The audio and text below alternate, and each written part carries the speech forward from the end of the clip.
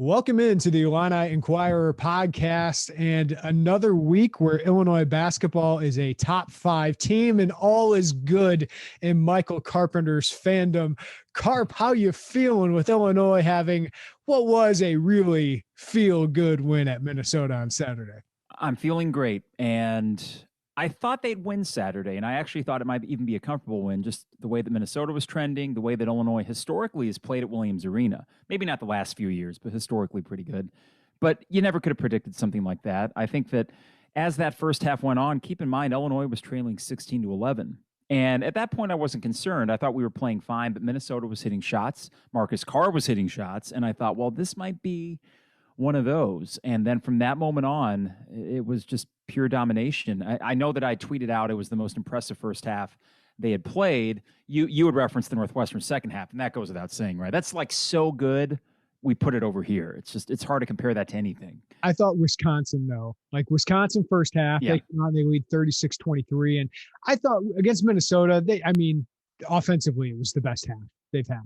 But like, defensively, they were locked in against Wisconsin. I know Wisconsin's not a top 10 or top 15 team, but I think we're still kind of waiting on Illinois to turn the corner. And to me, that half was kind of like, okay, all right, this team's hitting that stride and starting to hit that. And then we saw it in full gear against a shorthanded Gophers team. Yeah, and the fact that Io and his triple-double, that's the story. And you forget that Kofi had 22 points and that Trent Frazier was phenomenal. I mean, defensively, of course, against Marcus Carr, but the half-court three, his second half-court three in his career, and how good he was offensively. Jacob Grandison in double digits. You had really no one playing a bad game. I know that Curbelo had some Curbelo moments. You know, Adam Miller shooting-wise, even though he did make a couple and he had a dunk. So now you're starting to see those guys around Io and Kofi, I think, really fill their roles and do so more consistently. And if that is the case, then you raise that floor even more. You know you have the best 1-2 punch in the conference. But if that supporting cast can continue to do what they did like Saturday, it's difficult to imagine this team, even with the schedule, losing more than, 2 games. And that's given how tough the schedule is. Yeah, I mean, they got some huge games ahead. It's kind of interesting because I didn't think like Io DeSumo was the story of that game for most of the game, right? I just thought it was mostly Trent Frazier's playing well. Jacob Grandison's playing well. Kofi's having a dominant performance. Io is running this pick and roll amazingly well. Like that was the story of the first half for me. Was I thought Io was the best player in the court because he was getting everybody else involved and they were making shots and defensively they were good. So I just felt like it was like the complete effort. And then Brad kept him in and all of a sudden it becomes the story of the game. But it's kind of like I would have taken him out, Carl. I personally would have taken him out because I was just imagining that 1% chance he gets Derrick Rose. Yes, he gets a serious injury as you're hunting stats, but it could pay off because you got it. And now all of a sudden the National Player of the Year conversation becomes more of a conversation because he keeps having these moments. I mean, 2 triple doubles in 4 games, no matter if the second half was kind of bonus time for him the other day. The closing time moments against Nebraska and Northwestern, I know they're not good, but those are still great moments for him. And Luka Garza had a fantastic game yesterday. It's fun to watch. It's fun for me, Carp, to watch, even though I think it's some Iowa fans are ridiculous when they think Iowa doesn't deserve to be in the conversation. And then Illinois fans are ridiculous when they think Luka is not some great player. Like that's the fringes, right? Just like in all of society, those fringes are ridiculous. But it's fun to have that right now because Iowa is kind of avoiding that February Fran thing, right? They're getting some close, ugly wins, but they're winning them. And Luka could finish with a top 4 team here and ridiculous stats. But then you have Iowa doing what he's doing. It's another great part of that rivalry going on. I had no problem with Brad keeping him in. Now, I mentioned during the podcast, okay, Derrick Rose, knock on wood, you don't get one of those situations. I've never watched a player off the ball more than I did those 4 or 5 possessions, just watching Io fishing for a rebound and then he finally gets it.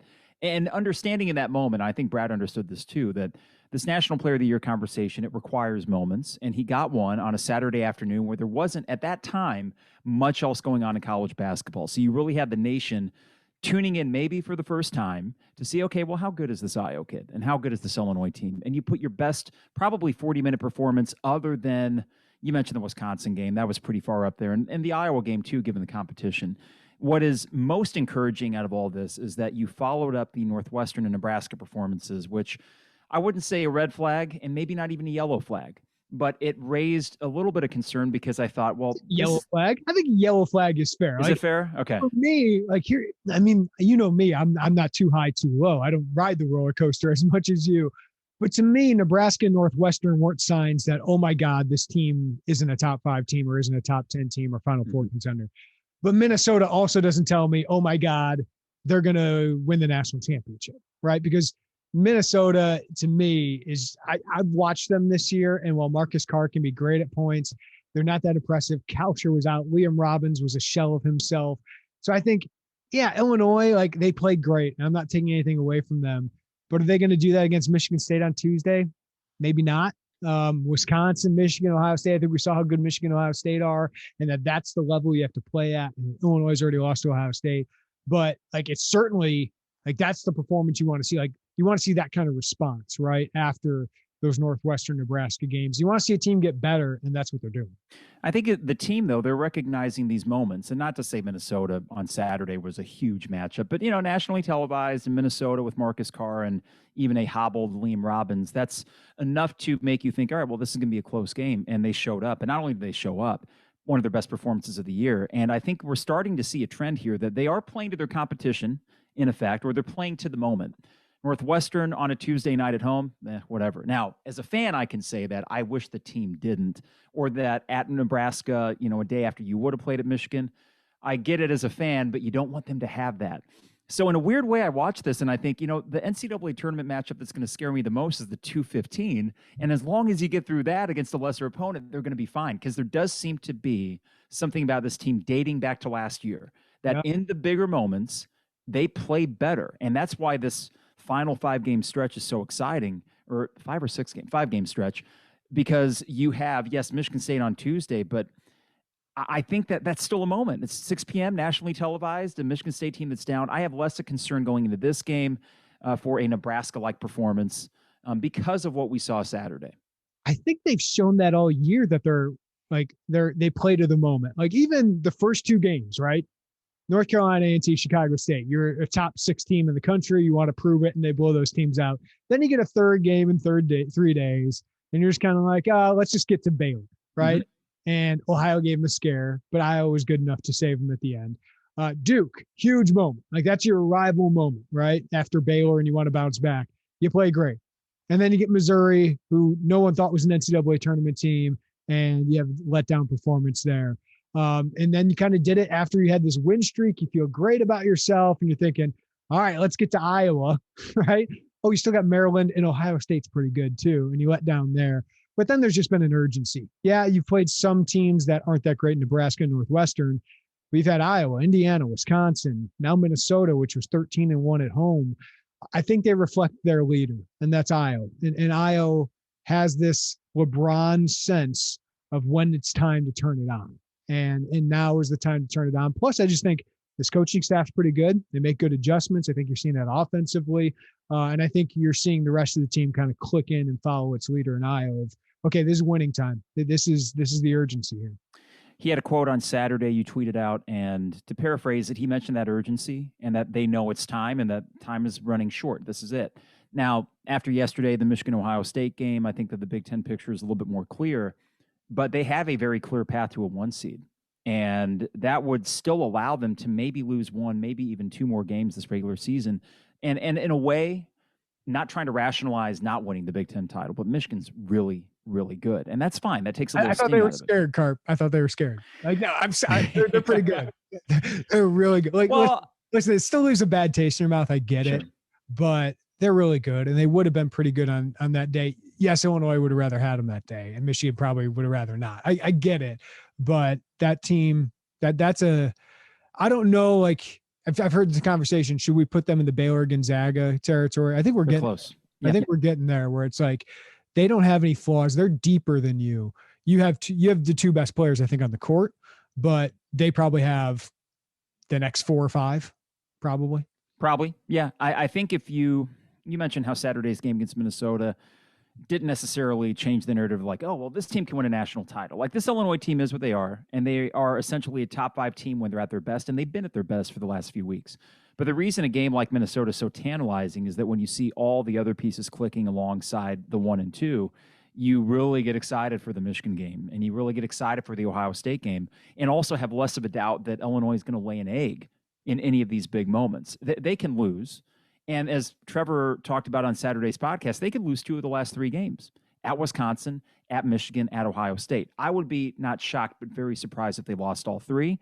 And in a weird way, I wouldn't be surprised if they won all 3, because after, this is a fanboy moment, full disclosure, after reading your tweet from what Io said about the urgency and knowing their time is now, I said to Trevor and Isaac, guys, what if it's right in front of us? Like the rest of the season and how it's going to play out is right in front of us, and they are not going to lose another Big Ten game.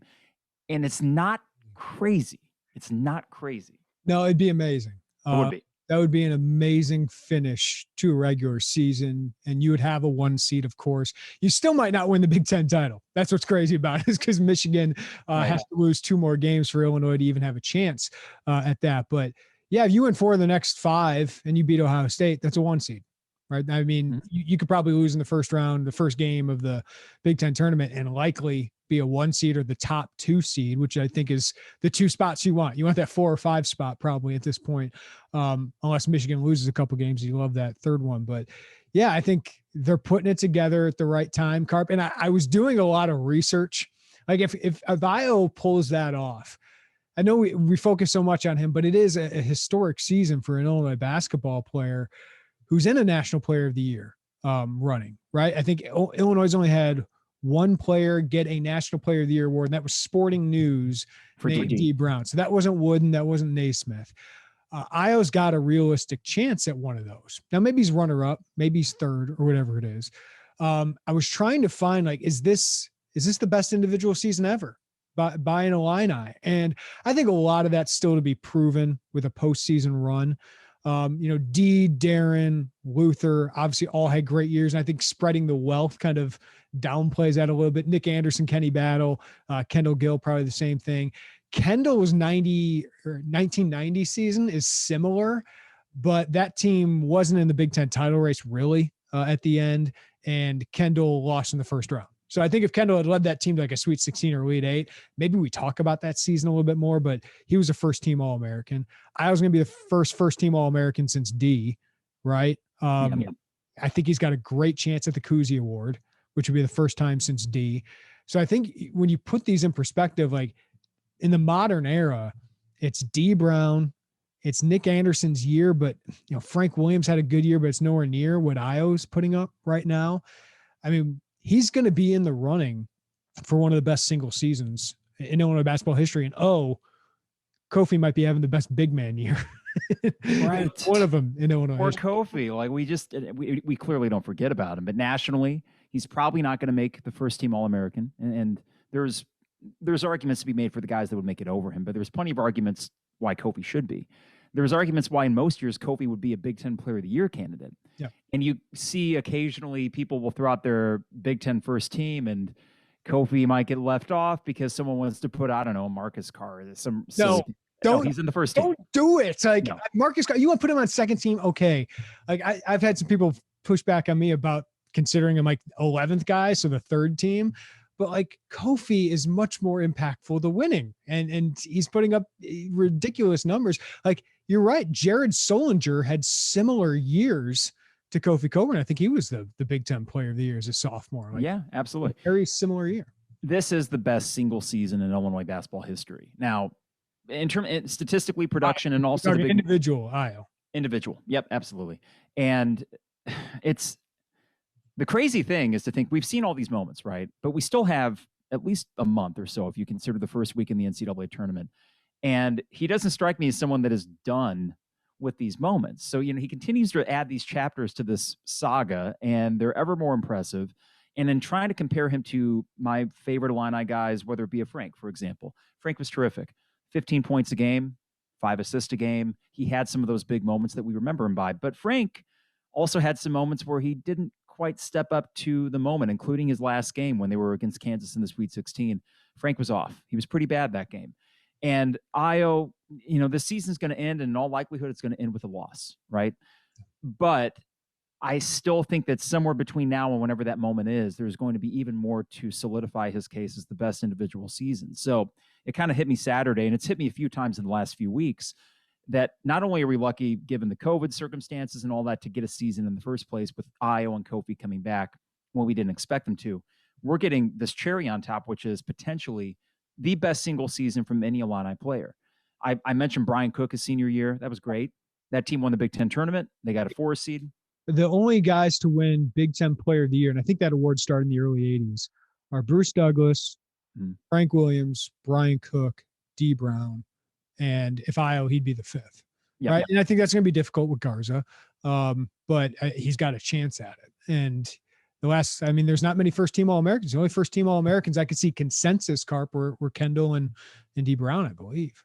If you think about the added baggage to being the guy to not single-handedly, but almost resurrect the program that had been so far down, I think that Friday he appeared on the score, and it was kind of cool to listen to that and see that I was kind of a fanboy of 670, the score back in the day, and listened to Boris and Bernstein on his way back from practice when his dad would pick him up, which reminded me a lot of when my dad would drive me to school, or it was always 670, the score. And for him being a Chicago kid, there are so many narratives that are going to make for great fodder when we get to March Madness, profiles on Io before whatever Illinois' first-round matchup is. It's not just the fact he's doing this on the court. It's the fact that all the other baggage and extracurricular stuff that a star has to deal with, not only does he deal with it, but he does so with this moxie that you only get from consummate professionals. And that's essentially what he is a professional basketball player in the way he carries himself and the way that he represents this entire program. It's very impressive. Yeah, let me build off that, because Io was on the score last week. I think Brad was on the score last week. I was on the score of Lawrence today. Like, they're starting to go all in on this, right? And if I wrote about this last week, and it's a different type of hype for this team, because in 05, they were undefeated and they beat Wake Forest. And then all of a sudden, Carp, every win after that, it became a circus, right? There's a traveling media. It's not just the Champaign media who are covering them every day, right? It's Chicago's all in on them. St. Louis had a newspaper guy there every day. Chicago had like 5 people there, plus TV people. You're not having that this year. Like, even on Zoom calls yet, we're not having that. But you're starting to get the Chicago media like being like, hey, NFL season's done. The draft's a couple months away. Let's get on this team plus spring training and some bowls and Blackhawks, right? Like, this all of a sudden is becoming the lead story for them. And one that is very interesting because there's so many great personalities. And while, like, for me, who's on the day-to-day grind, it's like, yeah, we've shown these stories before. Like, you have that little bit of, yeah, we've been here all along. There's something different about an Illini fan when you hear Fox doing a piece on him, or the Chicago Tribune and Shannon doing a great piece on Brad Underwood, or Jeff Borzello of ESPN doing a piece. That's the stuff that you have been lacking for 12, 15 years, that you are going to be one of the focal stories of March. And it's been so dang long that I understand, like, the first time CBS does the Selection Sunday and they pan to Illinois, that moment, that national TV moment, is going to be just awesome for you guys as fans. Yeah. Last year it would have been 6 seed Illinois, and it would have felt great. I mean, just the catharsis of finally getting back to it. And now, COVID-19, listen, I would trade it in for, I'd give so much to trade in the last year for what it was, right? But talk about a silver lining, that this doesn't happen unless last year is interrupted. Io mentioned that in the score interview. If they go to the NCAA tournament, they probably win a game, maybe 2, the way that team was playing. They probably have a decent run in the Big Ten tournament. He does enough individually to solidify himself as a first-round pick. I don't have much doubt in that, but instead, this all happens. You get him back and Kofi back for a bonus year, essentially. And you get to now not just experience Selection Sunday and getting back into it. You get to experience something you haven't for 16 years. There's, if you were to ask me, what's the percentage chance of Illinois getting a 1 seed right now? Darn near close to 50. A 50-50 shot, given the schedule and how they can control their own destiny, and they don't even need to win the Big Ten to get that. I'll just give you the team rankings had 24%, and that was like double of what it was last week, by the way. Okay. But they also had like a 2 seed at like 42%. So, I mean, you have like I mean, the ceiling of this team is that number 3 or number 4 overall seed, right? As a number 1 seed. I think the likeliest is the number 2 seed. And I think this team's floor now is probably a 3 seed. Probably so. Because the other teams around you, I think USC was an example, and depending on the bracketology, but they had a bad loss. The Alabamas of the world, do you count on them to continue doing what they're doing? The Tennessees of the world, which I think they had a loss against Kentucky, like 15 points at home. Then you start to see, and this is for every team that are kind of checking their net rankings, what's a quad 1 win, what's not. You start to see Duke play well again, get a big win against Virginia. And that by the end of the year, it might shake out where you have 9, 10, 11 quad 1 wins, and you're right there with the Ohio States of the world or the Gonzagas of the world for most quad 1, even though Gonzaga probably won't be accruing any more of those given their conference and that they don't. I think you had mentioned on your podcast with Joey that St. Mary's is the second best team in that conference, and they're at 70-something. But below Northwestern or right around it? Yeah. BYU, I think, is in their conference this year. Okay. They're pretty good. But yeah, I mean, it's just every day Illinois is playing those teams, right? And Gonzaga, I think, is better than Illinois. Like, I think just roster-wise, they're a little bit deeper. I think Illinois could beat them one-on-one. I think in a certain game, I would have the odds to Gonzaga. But Illinois is facing that battle every day, which certainly leaves them tested. All right, Carp. So this week, it's going to be fast and furious with your pods, man. And I'm feeling the same way with content because you don't really get a lot of time. And Brad and the players talked about this today. You don't get a lot of time to focus on kind of living in the moment. Maybe we do a little bit more than the players. But you got Michigan State, who just beat Indiana. I thought that was an impressive win for them. And you know they're going to be tough and physical. I think Illinois has the better players, obviously. Nebraska gave you a scare the last time. I don't think it'll be as close this time around, but I think Illinois should be aware that they just can't show up and beat Nebraska without, being mentally ready for it. And then you got a huge trip to Wisconsin. I know they won there last year, and I know Wisconsin's not nearly as scary as maybe we thought they could be this year, and that Illinois has an advantage there. That's 3 games in 6 days, or 3 games in 5 days, excuse me. And then you got Michigan next Tuesday. So this week, it's all about continuing that momentum and not having a slip up, which is really hard in the Big Ten. Michigan State's an interesting matchup because their strength are these sort of tweeners, like an Aaron Henry, that you have guys that are pretty good defenders, but you might be giving up a little bit of height to them, but they don't really have that point guard. They don't have that center. So it's a weird thing where your strength is so much better than their weakness, but they have some interesting matchup pieces. I think that given what happened last year, going 0-2 against Michigan State, it seems like this team, for whatever reason, they get fired up from kind of bulletin board material, whether it be Underwood planting the Io Garza thing before the Iowa game, or, they seem to respond to that sort of stuff. And I would think that last year going 0-2 might spur them on tomorrow night. I expect a win, a little bit tight at times. The Nebraska game, I think, is going to be the ugliest game of the week. Psychologically, you got it sandwiched between at Breslin Center, at Cole Center. And how do you, I can't get up for it. I mean, I'm excited to watch the team play a game, but other than that, it's kind of a sleepy Thursday against Nebraska, whatever. Just get the win. Doesn't matter how much. And then Saturday, I think ultimately, as long as you do what you do best, and you see that Wisconsin, the antidote for what they do is athletic teams that get out in transition. That's why Michigan had the second half they did. And that's why I think Illinois, it's like, hey, whatever you guys did at Minnesota, do that again. And if you do that, not only will you beat Wisconsin, but it might even look a little bit like the first matchup that you had with them. If only it were that easy. Like, Carp, I know. What did you take away from watching that Michigan-Ohio State game? They're good. I think thought Ohio State played great. EJ Liddell was so good. Dwayne Washington looked great. They just got so many waves of guys. They sent like Zed Key coming off the bench. I love watching that kid. It reminds me a little bit of a young Xavier Tillman. I don't know if he's as athletic, but he's kind of this 6'8", 6'9" guy who doesn't look all that athletic. But there he is battling with Hunter Dickinson for part of the game and playing pretty well. He's done it against Garza too. They got Shooter and Aarons. Sewing's this long guy. CJ Walker's just this senior point guard who makes these kind of ridiculous mid-range shots. I'm really impressed with Ohio State, and then Michigan beat them because they shot the lights out, and they just it's one of the best constructed rosters I've seen in a while. And I was texting with some of our guys like Trevor and all that, and it's amazing. They lost Teskey and Xavier Simpson, and I think they upgraded those positions. Oh yeah, Like Dickinson at center and Mike Smith at point guard.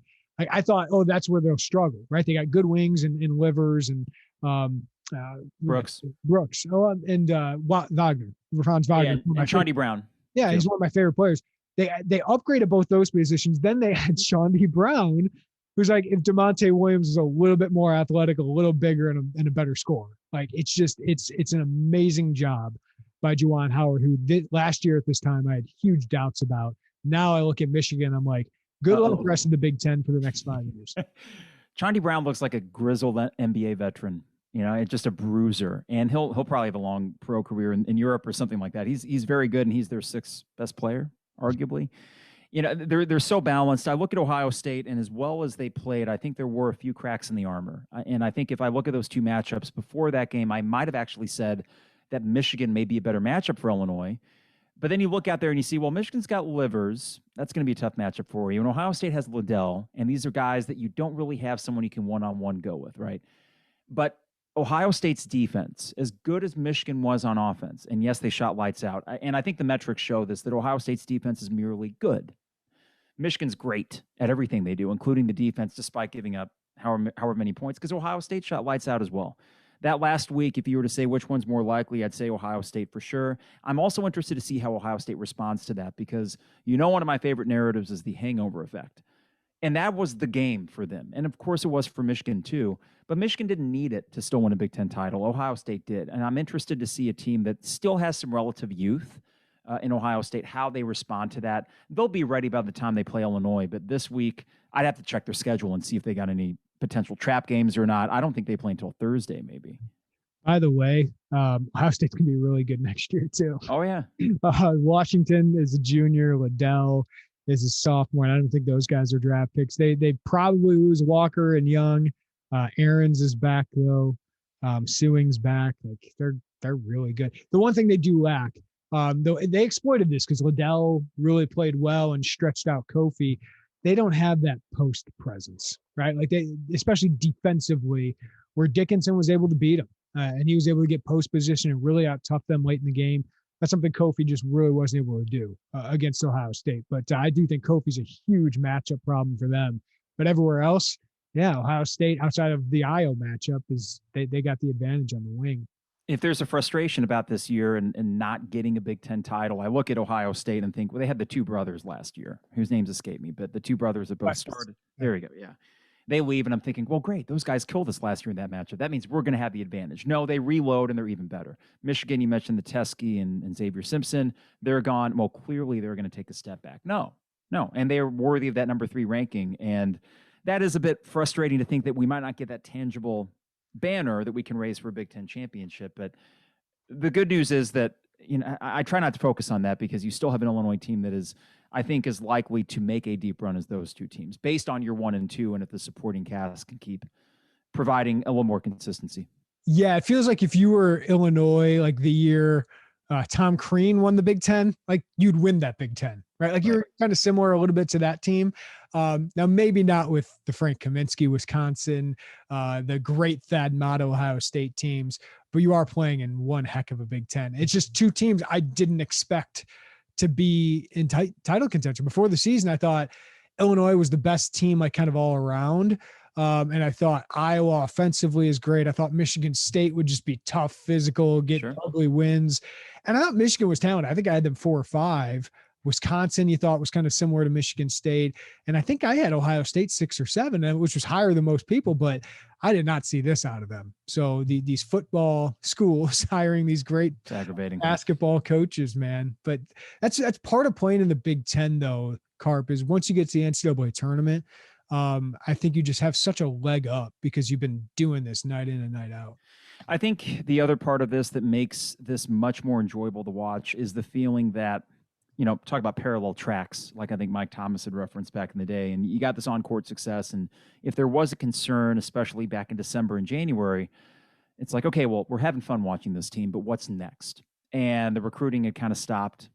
And then you have Goody having a great season for his team, great senior year over in Indiana. You have Melendez sign. You hope that maybe an Amari Burnett or something like that. And then you see what Michigan and Ohio State have done, especially Michigan, in terms of getting the transfer guys to fill those voids. Now, you aren't going to get anybody that's as good as Iowa or Kofi, but you do have everyone else getting a year older. And if you can get a post presence, if you can't get another guard that can create, then you feel like, all right, well, no reason we can't stabilize ourselves post Iowa and Kofi as a top 4 Big Ten team, because as good as Ohio State and Michigan are, and you feel like Michigan State's going to stick around, after that, there's a lot of question marks as to what programs in the Big Ten can establish themselves there. And I think you're in a pretty good spot, all things considered. Yeah, I think Michigan State bounces back, right? They're recruiting well, and I just give Izzo the benefit of the doubt there.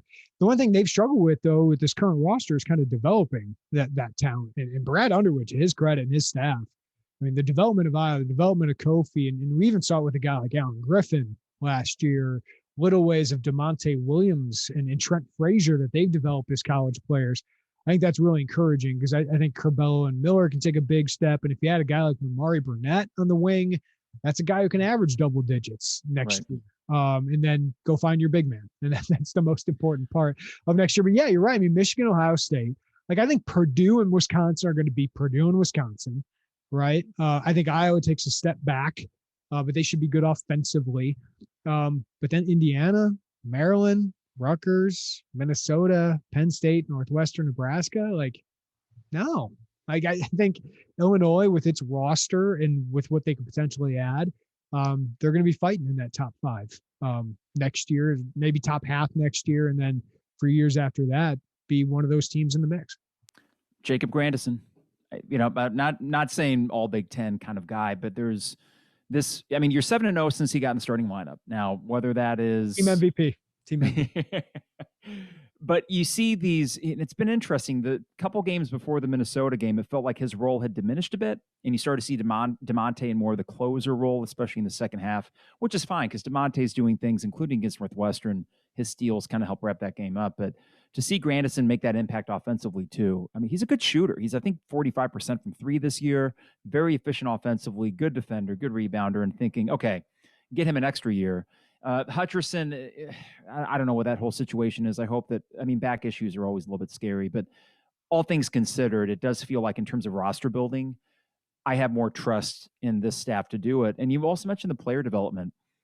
This collection of Underwood at the top and then Gentry, Chin Coleman, Antigua, that's the best staff we've had since the Self years. I was talking about this with somebody, Carp, because like, could they lose somebody, right? That's always the concern is when you get good, you might lose people, whether it's to the NBA draft or to another program if you got an assistant. And that NIU job, like they should definitely be going after Chin Coleman. Makes a ton of sense to me. And who that next guy could be, I don't know. But Orlando Antigua could be $1 million assistant here soon. And I think he could carve out a great career doing that if he wanted to. Stephen Gentry reminds me of Luke Yaklich at Michigan, just that X's and O genius. And maybe in a year or two, he's a guy that has this quick rise to all of a sudden he's just an assistant for a couple of years. And then he becomes a mid-major coach somewhere. That's possible. But you're right. I mean, it's just a nice mix of guys. Orlando goes and gets guys, and just his tentacles of where he can get kids, and his Caribbean connections that have just paid off immensely for Illinois, kind of like Gonzaga's overseas thing, right? Like they found this market inefficiency, and all of a sudden they got a kid from Jamaica, they got a kid from Puerto Rico, they got a kid from the Dominican Republic coming in again. That's a nice influx of talent that he's been able to bring, and his development of Kofi has been great. And then you kind of get this whiz kid, I would say, in Stephen Gentry, who's helped Brad Underwood make these changes along with Chin, who's kind of running the defense. It's just a well-balanced young staff that can get talent and then get the most out of them, at least so far in the last couple of years. Yeah, if you look at best staffs in the Big Ten, or at least in terms of head coaching, and with Brad Underwood, 4 years, you just look at the rise, and it's basically been exponential from what he took over and where you are now. And you will take a dip next year. But I think that when you compare this great Illini team to the last great Illini team and the drop-off that you had from 2005 and then the years after that, it's difficult to imagine that. And I think one of the key things in all of it is Brad Underwood's flexibility and the ability and his willingness. And Brett Bielema has said all the right things about this for the football program. It's not going to be a square peg round hole, that they will adapt to the talent that they have. So it is nice to feel like we get to enjoy this moment. We are probably not going to be a top 5 team next year, but we are probably not staring down the depths of, we made it here, and now here's another decade of futility. I don't think it's going that way. Now, I didn't think that way with Weber, though there were signs, recruiting-wise especially, that where's this thing going, or can we sustain this? It's a healthy place to be, Carp, is enjoying this season, as weird as it is with everything in the world, enjoying this season and knowing this doesn't happen that often. And this won't happen every year, right? And it probably won't happen every other year. This is maybe a once in a decade team, even for a Brad Underwood. But it's the sign that Illinois can get to this again, and that our floor is incredibly risen, and that there can be years like Michigan or Ohio State where it's like, hey, we're picked 5th or 6th, and maybe we get to 1 or 2 or 3 in the league. And maybe there's a year we're picked 1 or 2 and we finish 4 or 5, but like, that's what we're talking about now. Like, I think that's a good place to be, is like, enjoy the heck out of this, because it doesn't happen every year. And Illinois fans should know that from their history, right? And the Big Ten is different than it was at the turn of the century, right? Like where Illinois was racking up Big Ten titles. That probably isn't happening again with the investment that teams make in this. But you can have more special years like this, and you're going to be hearing your name on Selection Sunday more years than not. Yeah, that's the key right there. I think if I were to compare this to, let's say, Weber in 05 and the drop off after that, this feels maybe a little bit more, and I hope this is more what I hope it is, the beginning of the Lou Henson era. Let's compare this season to maybe the Elite Eight. And then after the Elite Eight, it took you 5 years to get back to the Final Four, but you were still top 15 kind of quality program. And that was a great Illinois program throughout the 80s. And what I'm also excited about is that for the younger guys on this team getting to ride this wave this year, the IO effect, where they see this exemplary guy, this exemplary dude that works his butt off every single day. It's like, oh, we have to do that. That's what we have to do. And somehow, some way, this program lost any sort of identity and any sort of culture. I couldn't tell you if you asked me, what was John Gross's identity? There were 5 of them. It seemed like every year there was a new armband with a different saying or something. There were the Navy SEALs training, and then there was the H-14 or whatever the hell that was. Well, at least we know now, right? There seems to be a burgeoning culture and identity, which would get harped on a lot until Underwood started winning games. I was like, well, I got to see it. Well, we're seeing it, and I think that is trickling down, I would hope, to the Curbellos and the Millers and the guys that are going to be here for a while. That's the difference, Carp, is after D, there was Chester Frazier, right? And Chester lived that, right? Just wasn't talented enough. Mm-hmm. Chester would admit that. Now you have guys who see it and who are talent. Like Curbelo can be an all Big Ten player. Adam Miller can be an all Big Ten player. I think you have that on your team now, where you not only set that culture, but you're bringing in talent afterwards who can be that good and can mirror that. And Trent Frazier is a big part of it too, man. Like I think he brings it every day. DeMonte brings it every day. And Kofi's another one. Like if you got Kofi for another year, it'd be huge, because that's a guy who wants to get better. I mean, besides being great, it's that guy works his butt off and is willing to be coached hard by Brad Underwood. And I think other talented guys see that. They say, okay, this is how it's got to be done. And if you have that talent that mirrors that, then that's where you get the Ohio State run of Thad Matta, or the Michigan run of John Beilein, or possibly what we'll see, what we've seen with Michigan State, of course, but possibly what we'll see with Holtman and Howard as well. Theory about Kofi. He's seeing what's going on with Io, junior year, all the accolades, individual accolades, and playing himself certifiably into the first round, right? And you still don't really see Kofi in a whole lot of NBA first-round conversation. Maybe, just maybe he looks at this and says, you know what, I can be the guy next year. Not the leader or anything, but certainly National Player of the Year caliber. He would be in the early discussion for that. Over on Curbelo, 7 assists per game next year. If it's true. And I'm thinking about Trent as well. And I know that Brad Underwood very quickly kind of brushed, hey, we got a season to play. He brushed that aside, as he should. But other than Kofi returning, Trent Frazier coming back would be monstrous. And you just sort of pass that baton. He already is somewhat the spiritual leader, or whatever you want to say about him, of this team, but it is kind of a passing of the baton from Io to Trent. All right, Grizzly veteran that can score 12 points a game, shoot 40% from 3, and is the best defender in the backcourt in the Big Ten.